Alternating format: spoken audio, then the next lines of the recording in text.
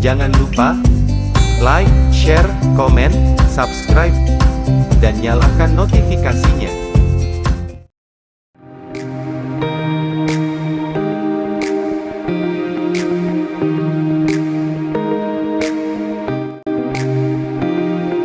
Kembali di kanal YouTube Federasi Serikat Buruh Perkebunan Indonesia. Informasi kita adalah tentang 7 perusahaan perkebunan kelapa sawit terbesar di Indonesia. Indonesia dikenal sebagai negara produsen minyak sawit terbesar di dunia. Organisasi Pangan dan Pertanian Dunia atau Food and Agriculture Organization of the United melaporkan, sejak tahun 2018 Indonesia menyumbang 50% lebih dari total 71 juta ton CPO bahan baku minyak goreng secara global. Untuk membuktikan narasi tersebut, Federasi Serbundo hadir melalui daftar perusahaan kelapa sawit terbesar yang ada di Indonesia. Berikut ini bukti yang menjelaskan betapa besarnya mereka. PT Smart Tbk, perusahaan sawit terbesar pertama yang ada dalam daftar adalah Sinar Mas Agro Resources and Technology atau yang disingkat SMART. Perusahaan yang berdiri pada tahun 1962 tersebut merupakan bagian dari konglomerasi bisnis grup Sinarmas yang didirikan oleh Eka Cipta Wijaya, orang kaya kedua di Indonesia menurut perhitungan Global Asia tahun 2018.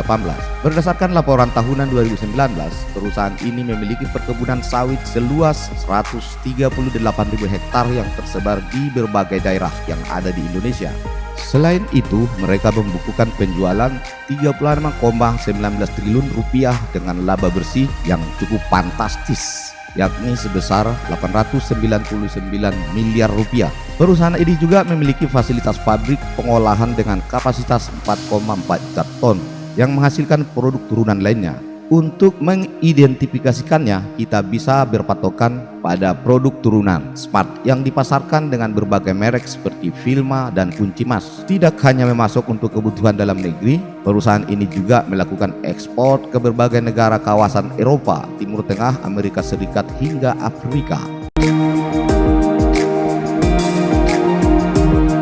PT Agro Lestari Tbk. Selanjutnya terdapat perusahaan industri yang memulai perkebunan mereka dalam bisnis singkong dan karet, kemudian terjun ke dunia sawit pada tahun 1984 dengan membuka lahan di wilayah Provinsi Riau. Seiring berjalannya waktu, lokasi lahan semakin berkembang untuk selanjutnya tersebar di wilayah Kalimantan dan Sulawesi. Sampai saat ini PT Agro Astra Lestari Tbk adalah anak perusahaan dari grup Astra yang merupakan hasil merger dari beberapa perusahaan perkebunan dengan total area lahan sekitar 286.677 hektar.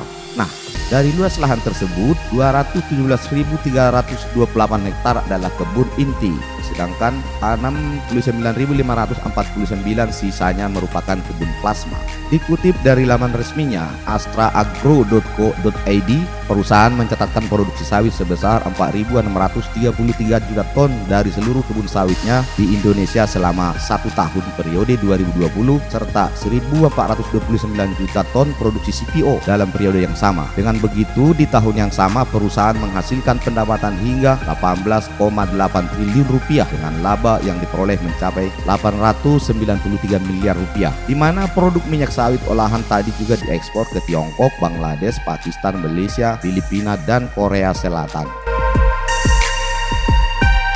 PT Salim Infomas Pratama Tbk. Perusahaan ini telah menjadi pemain besar dalam industri hulu dan hilir tanaman sawit di Indonesia. Hingga kini jika menemukan merek minyak Bimoli dan margarin Palmia, maka secara otomatis kawan-kawan telah menjadi konsumen dari perusahaan yang didirikan pada tahun 1992 ini. Dalam laporan tahun 2019, luas lahan kelapa sawit milik Salim Infomas Pratama mencapai 251.112 hektar. Sementara pendapatan yang tercatat pada tahun 2020 mencapai laba bersih sebesar 340 miliar rupiah dengan pendapatan sebesar 14,4 triliun rupiah. Sementara di bisnis hilir, perusahaan ini memiliki 26 pabrik kelapa sawit yang tersebar di Sumatera dan Kalimantan. Bisnis mereka juga meliputi penelitian dan pengembangan, pemulihan, pembudidayaan dan pengolahan kelapa sawit hingga produksi serta pemasaran. Belakangan PT Salim Infomas Pratama Tbk menjadi sorotan setelah adanya laporan mengenai dugaan penimbunan minyak goreng pada 18 Februari 2022 yang lalu. PT Dharma Satya Nusantara di bawah naungan Triputra, grup perusahaan ini telah berkembang dan tidak ketinggalan menjadi pemain penting lainnya di dunia kelapa sawit Indonesia. Dharma Satya Nusantara mulai didirikan pada tanggal 29 September 1980 dengan usaha industri perkayuannya. Sampai pada tahun 1966 secara resmi, perusahaan ini memulai ekspansi ke bisnis kelapa sawit. Hingga saat ini area perkebunan mencapai 112.450 hektar dengan 84.556 hektar adalah lahan inti dan sisanya adalah lahan plasma yang digunakan juga oleh petani setempat. Sementara di tahun 2020, perusahaan ini mencatatkan kinerja yang positif secara finansial dengan pendapatan sebesar 6,6 triliun rupiah dan laba bersihnya mencapai 478 miliar. Sedangkan selama 9 bulan pertama tahun 2021, Dharma Satya Nusantara mencatat penjualan 5,1 triliun rupiah, tumbuh 15% dibandingkan periode yang sama. Penjualan kelapa sawit memberikan kontribusi 81% dari total penjualan sebesar 4,1 triliun rupiah. PT PP London Sumatera Indonesia Tbk atau disingkat LSIP atau kerap juga disebut Lonsum didirikan pada tahun 1906. Pendirian perusahaan ini diinisiasi Korporasi Perkebunan dan Perdagangan berbasis di London, Inggris, Harrison and Crossfield yang memulai lahan perkebunan pertamanya di Sumatera Utara dan semua lahan perkebunannya tersebar secara luas di Pulau Sumatera. Namun pada tahun 2007 perusahaan kelapa sawit ini milik Salim Group Indofood melalui anak usahanya yakni Salim Ipomas Pratama mengambil alih sebagian besar saham perusahaan ini. Karena itu di tahun tersebut perusahaan ini otomatis masuk dalam anak perusahaan grup Salim hingga sekarang. Berdasarkan laporan tahun 2019, total luasan area perkebunan adalah 116.000 hektar dengan 96.000 hektar lahan kelapa sawit, sementara 15.945 merupakan lahan karet dan 4.080 hektar telah berkembang pesat dan menjadi pemain besar di dunia kelapa sawit dan bisnis dalam bidang lainnya seperti perkebunan coklat, teh, dan karet. Terlebih pada tahun 2020, perusahaan ini menunjukkan kinerja positif melalui pendapatan yang mencapai 3,5 triliun rupiah dan laba bersihnya mencapai 695 miliar rupiah.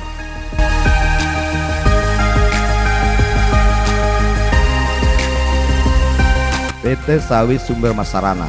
Posisi ke-6 diisi oleh Sawit Sumber Mas Sarana yang secara struktur kepemilikan masih berada di bawah naungan Citra Borneo Indah. Perusahaan ini mengelola lahan inti seluas 93.660 hektar dan plasma seluas 22.862 yang berpusat di Pangkalan Bun, Kalimantan Tengah. Produksi kelapa sawitnya pun tidak main-main, yakni mencapai 1.617 ton tandan buah segar atau TBS dengan produksi CPO mencapai 448.000 ton serta mencatatkan pendapatan dari laba bersih masing-masing sebesar 4 triliun rupiah dan 743 miliar rupiah.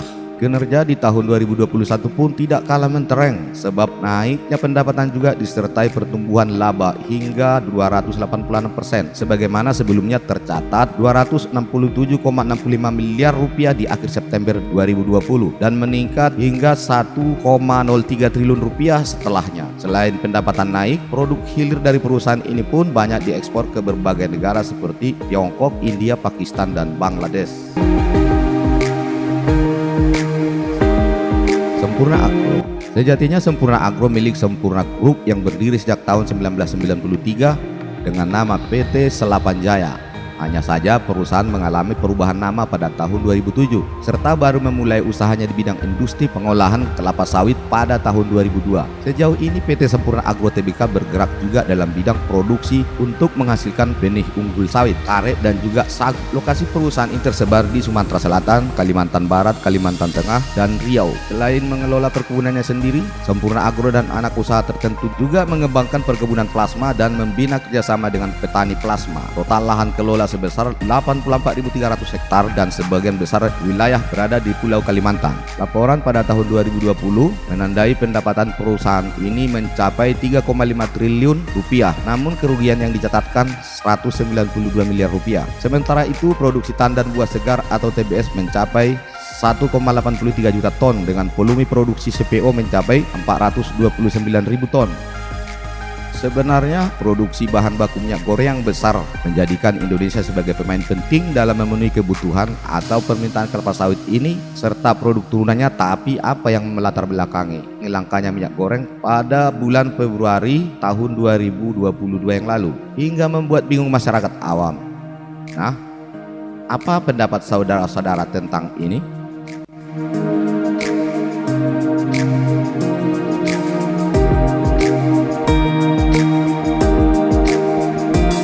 Terima kasih telah menonton video ini.